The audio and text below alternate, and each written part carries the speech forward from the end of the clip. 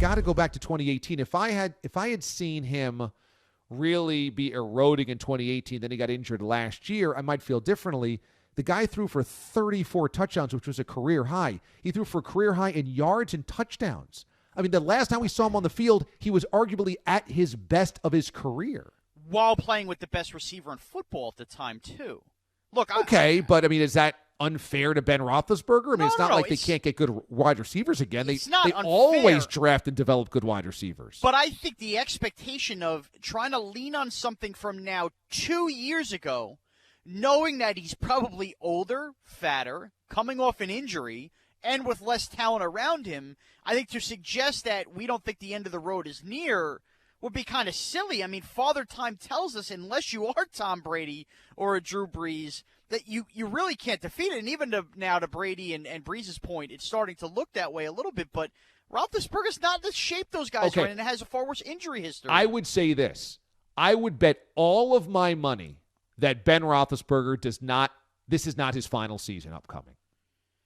Okay, but it also wasn't Phillip Rivers' final season. I'm not saying Roethlisberger's going somewhere else. Okay, but that also means that if we guarantee he's not retiring after this season, we guarantee he's playing in 2021. So that's at least 2 more football seasons.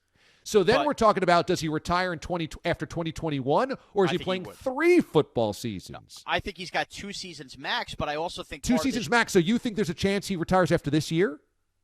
I think there's no chance. I think he's there's no hinted chance. at it in the past. He's hinted at it in the past. But he's also backed off of that. He did that because he wanted to seize control in that personnel office. But if he comes out this year and he looks older, he looks slower, maybe he gets hurt again, and he doesn't want to go through the rehab again. I mean, I think it's definitely possible. To say it's impossible, I think isn't right. And also, I have a hard time thinking Ben Roethlisberger's playing 16 games each of the next 2 years. And that's part of this with Jameis, too. I mean, look what the Steelers had with Duck Hodges and Mason Rudolph.